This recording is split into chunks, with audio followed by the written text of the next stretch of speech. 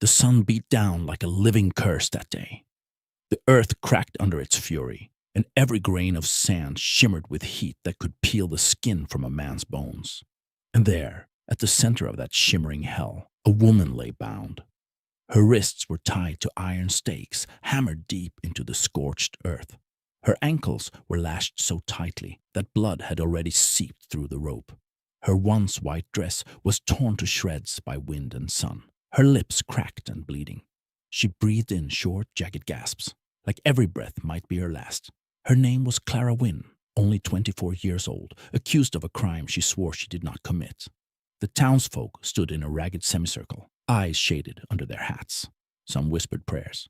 Others just watched. A few even smiled. At the front stood Judge Abram Cole, the man who ruled this patch of desert with a hand of iron and a heart like stone. His leather coat hung heavy over broad shoulders, and his revolver gleamed at his side. His voice carried above the wind. "The law of this valley is older than any of us," Cole declared. "If she survives 3 days beneath the gaze of the heavens, she walks free. If she perishes, her guilt is proven. So it has been, so it shall be." The crowd murmured assent. No one dared oppose him. To question Cole was to invite exile, or worse. Clara's cracked lips moved. "Please, I didn't take it.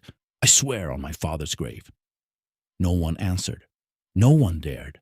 And so, one by one, they had turned their backs and walked away, leaving her alone with the sun. Hours crawled. The desert became a living furnace. Her skin blistered, her throat dried to sand. Buzzing flies circled her face. Every sound was agony, the hum of heat, the whisper of wind. She tried to pray, but even prayer burned. Still, her mind clung to a single desperate thought. Someone will come. Someone has to. But who would risk standing against a man like Cole? By the time the sun began to dip, the horizon swayed before her eyes. Her voice was gone. Only the faintest breath escaped her lips. A prayer swallowed by the desert. Then she heard it, the distant crunch of hooves on dry earth. Slow, steady, coming closer. Through the wavering haze, she saw a figure on horseback. Tall, broad-shouldered, moving with the deliberate caution of a man who had seen too many fights and survived them all. He stopped beside her, a shadow falling across her broken body. His face was lined, weathered by years and war. Gideon Hail, 57 years old, a rancher who once wore a soldier's uniform. His hands were scarred, his eyes hard, but not cruel. He looked down at her, silent. Then he dismounted. Her voice came as little more than a rasp. "Please, help me." He crouched beside her, his shadow shielding her face from the sun. Her wrists were swollen, the ropes soaked with blood. "Who did this to you?" he asked quietly.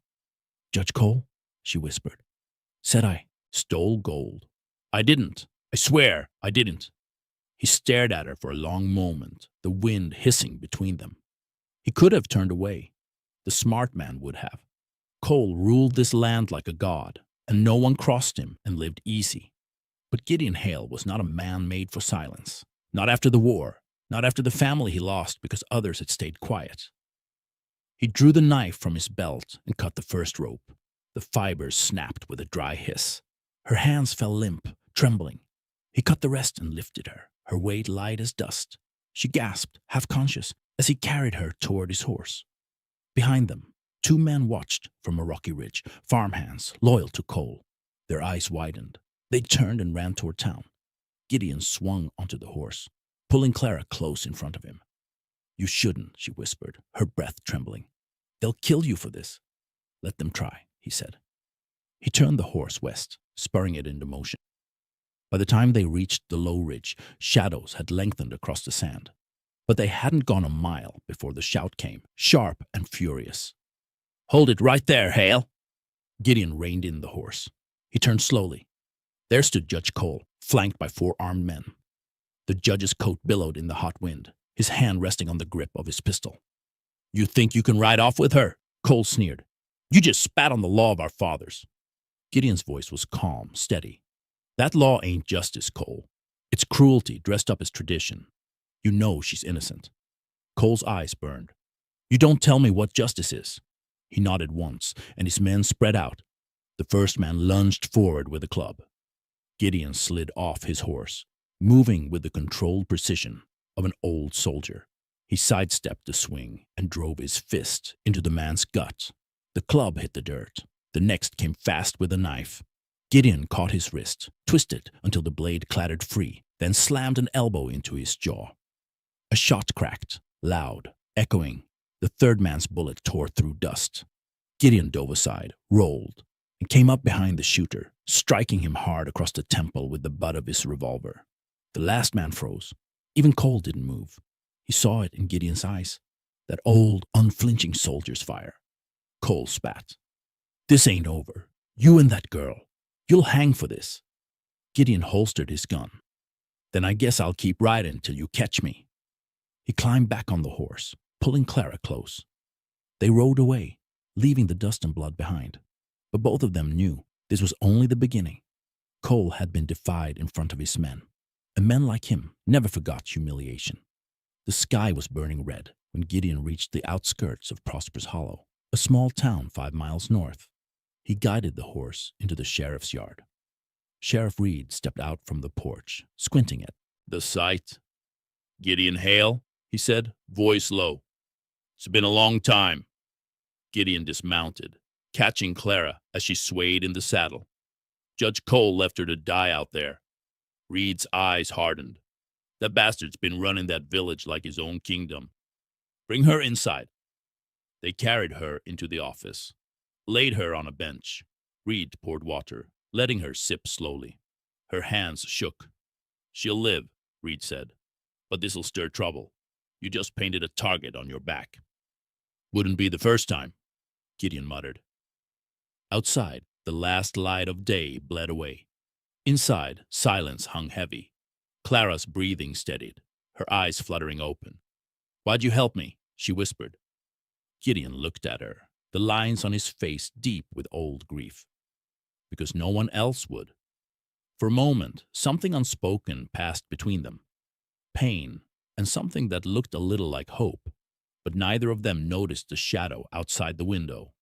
A figure watching, then disappearing into the night, riding hard toward Judge Cole. If you're still with me, partner, you've only seen the beginning.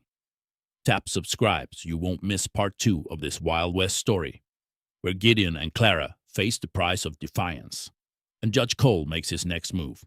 And tell me this, if you were in Gideon's boots, would you have dared to cut those ropes? The night settled over Prosper's Hollow like a curtain of ash. Crickets whispered through the grass, and the air carried that dry stillness that only deserts snow, the kind that feels like something terrible is listening. Inside the sheriff's office, Clara slept fitfully on a cot near the wall, her wrists wrapped in linen. The lamplight flickered across her face, softening the bruises, but not the fear beneath them. Gideon sat near the window, his hat low, a rifle resting across his knees. Every creak of the floorboards, every groan of wind against the shutters, made his hand twitch toward the trigger. Sheriff Reed poured coffee into a tin cup and handed it over. "You don't sleep much, do you?" "Haven't since 65, Gideon murmured. Reed studied him, the tired eyes, the scars that ran along his jaw. "Word's already spread. Cole sent riders north. He's coming." Gideon sipped his coffee, slow and steady. "Then we'd best be gone before he gets here." Reed frowned. "You aim to keep running? You'll never outpace that man's reach. He's got half the county bought and the other half scared." "Don't matter. She wouldn't last an hour if he finds her." Reed leaned back in his chair. "You could let me handle it by the book." Gideon looked up, eyes flat. "There ain't no book Cole reads from, Sheriff." The silence stretched, broken only by the soft snore of the woman on the cot. Reed sighed, rubbing his temples. "You always did have a taste for hopeless causes." "Maybe, but I sleep better for it." By dawn, the sky was a pale wash of silver. They packed what they could, water, a few rounds of ammunition, and dried rations. Clara was weak but determined to ride. Gideon helped her into the saddle of a bay mare borrowed from Reed's stable. As they rode out, the sheriff called after them. "Head west toward Silver Creek. Old mining tunnels there. You might find a place to hide till things cool down." Gideon nodded. Appreciate it. And Hail, Reed added. You didn't hear it from me, but Cole's not the only one after you. A bounty notice went up this morning. Says you kidnapped the judge's prisoner and shot 2 men in the process. Gideon gave a dry laugh. Guess they forgot who drew first. Reed's gaze softened. You know this won't end quiet. Nothing ever does? They turned their horses west, dust rising behind them. For hours they rode through empty land, sagebrush, distant rock, heat. The silence between them was thick, not awkward, but heavy with what hadn't yet been said. At last Clara spoke. You shouldn't have come for me. If I hadn't, you'd be bones by now. I mean, you didn't owe me anything. You didn't even know my name. He adjusted his reins. Didn't need to. I saw enough. Her eyes narrowed, searching his face. You talk like a man running from something. Gideon didn't answer right away. He stared at the horizon. We all got ghosts following us, some louder than others. What did you do? She asked softly. He glanced at her. Killed men who didn't deserve to die, and followed orders that should have been burned before reading. You fought in the war. He nodded once, and I've been trying to make peace with it ever since. They rode in silence again, the wind sighing through the dry grass. By mid-afternoon, they reached the abandoned mining camp Reed had spoken of, a cluster of half-collapsed wooden shacks beside a deep ravine. Rusted rail tracks led into the darkness of a tunnel mouth. Gideon dismounted first, scanning the ground. Tracks, old but not too old. You think someone's been here? Could be drifters, could be worse. He led the horses into the shade of a rock wall and tied them off. Inside one of the shacks, they found an old pot, a few empty cans, and a dusty bedroll. Gideon set about building a small fire while Clara fetched water from a shallow stream. For the first time in days, she smiled faintly. I can't remember the last time I wasn't thirsty. Drink slow, he said. Too fast will make you sick. When she sat near the fire, her hands trembled less. She watched him silently for a long moment, then asked, Why does a man like you live alone? He stirred the coals. Had a family once. Lost them to cholera when the army pulled me out to chase rebels. By the time I came back, it was just graves and dust. Clara's eyes softened. I'm sorry. He gave a small nod, eyes distant. Ain't sorry I remember them. Just sorry I remember too clear. That night, when the wind picked up again, they heard something, faint but sharp, a horse's whinny, then another. Gideon's hand froze over the fire. His eyes went to the tunnel entrance. Get inside, he whispered. Clara hesitated. What is it? Trouble. He snuffed the fire with his boot and grabbed his rifle. The night outside glowed dimly under a quarter moon. Down the slope, torches flickered. 6 riders were approaching, Cole's men. They must have tracked them from the sheriff's town. Gideon pulled Clara into the mine tunnel. The air grew cold, damp, thick with old dust. He led her deeper until the torchlight faded. They crouched behind a rotting cart, the darkness swallowing them whole. Outside, voices carried through the wind. Spread out! Check the shacks! Cole said they're worth 200 apiece if they're alive. The crunch of boots drew closer. One man stepped into the tunnel mouth, holding a lantern high. Clara's breath hitched. Gideon pressed a hand gently over her mouth. His heart pounded, but his eyes stayed fixed, steady, waiting. The man's boots echoed on stone as he stepped further in. He raised the lantern, the light slicing through the dark, then froze. The muzzle of Gideon's rifle gleamed an inch from his face. Drop it, Gideon said quietly. The man swallowed hard, then obeyed. You work for Cole? Gideon asked. I just follow orders, mister. Ain't nothing personal. It is now. He brought the butt of the rifle down hard against the man's temple. The body slumped silently to the ground. Outside, the others shouted. You hear that? Inside the tunnel! Gideon cursed under his breath. Run! They fled deeper into the darkness, feet pounding over stone.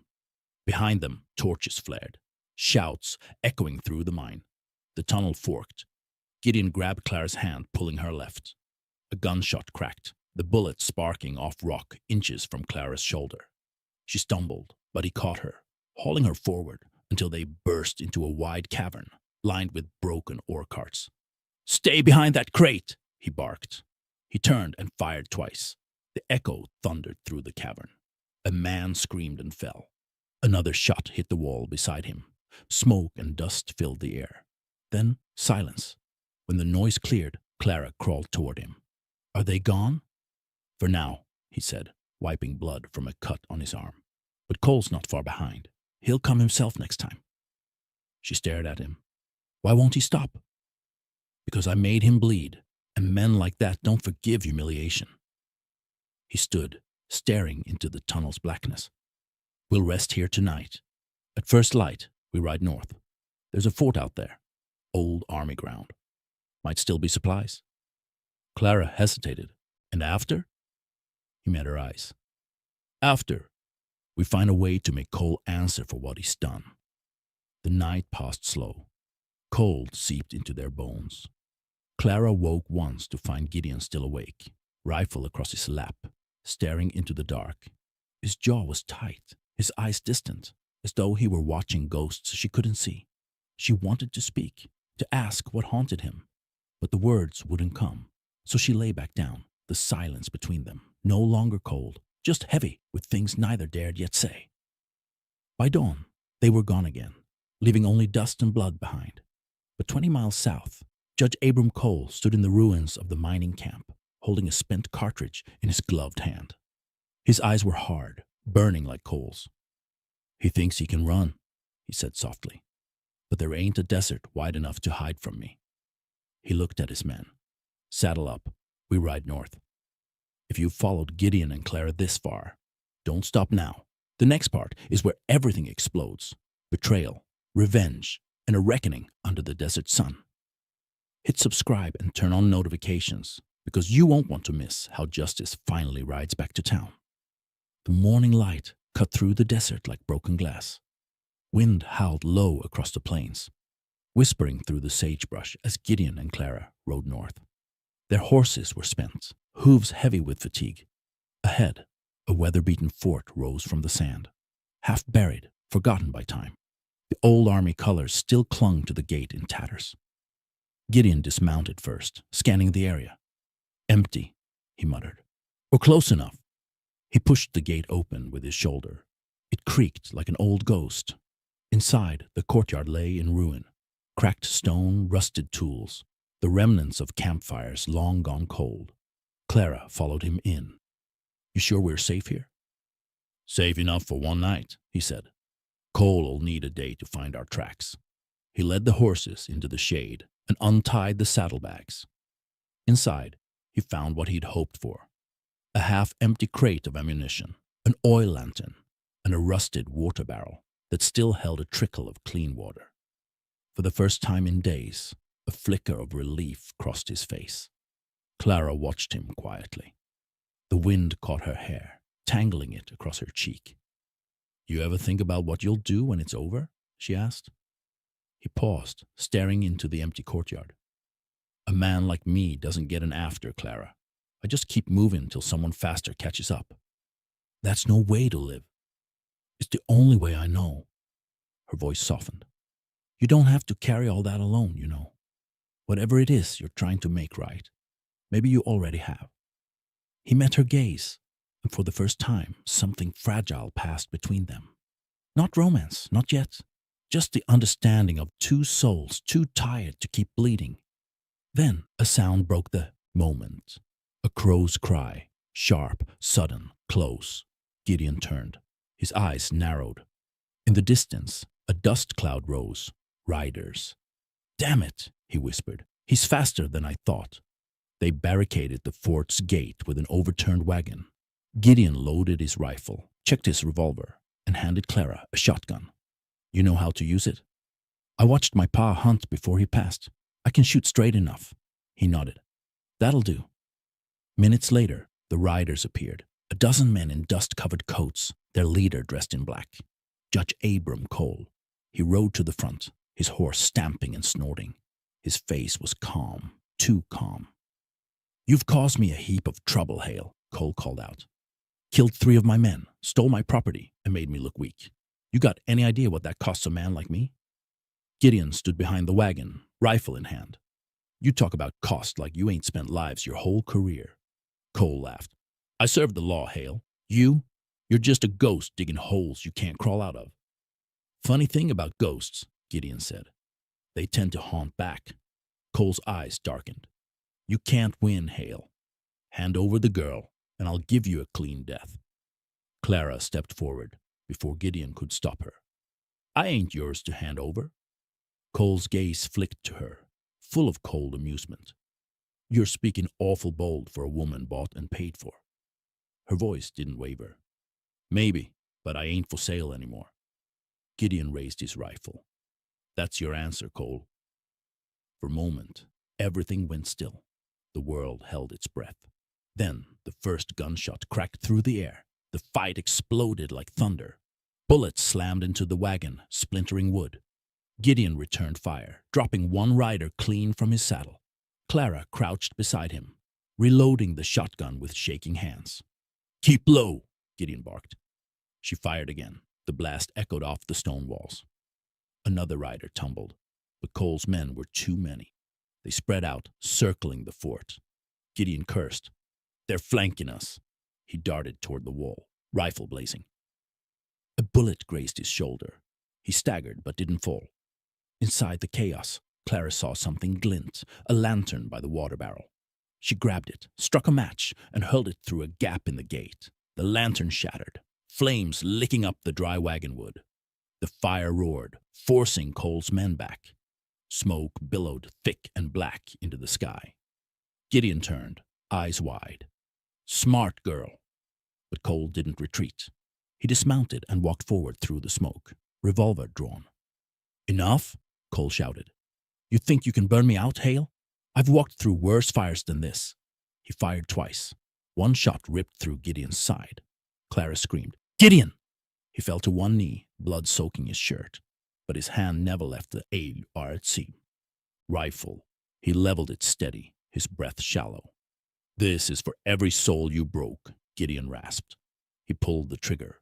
The bullet struck Cole square in the chest. The man staggered, eyes wide, then dropped to the dust.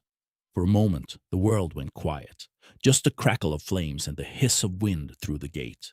Cole's men froze. Then, one by one, they turned their horses and fled into the desert, leaving their fallen behind.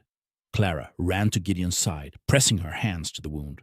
Stay with me. Please, don't you die on me now. He grimaced, his voice barely a whisper. Guess that's one more ghost off my back.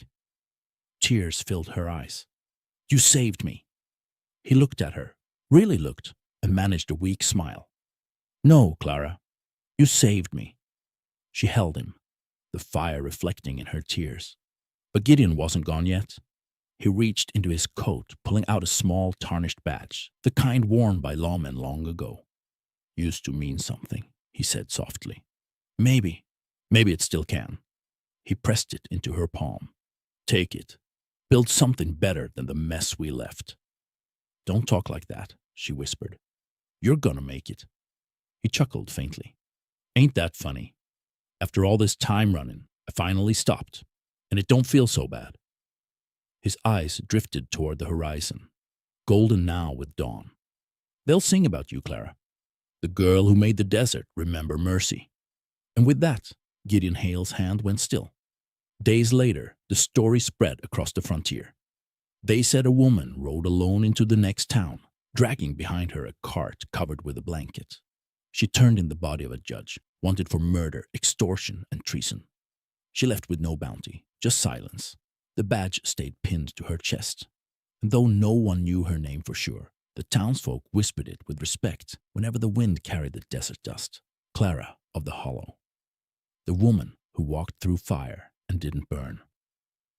If this story gripped you till the end, don't forget to hit subscribe to Forbidden Empire, where justice, redemption, and the untamed heart of the West ride side by side. Drop your thoughts below.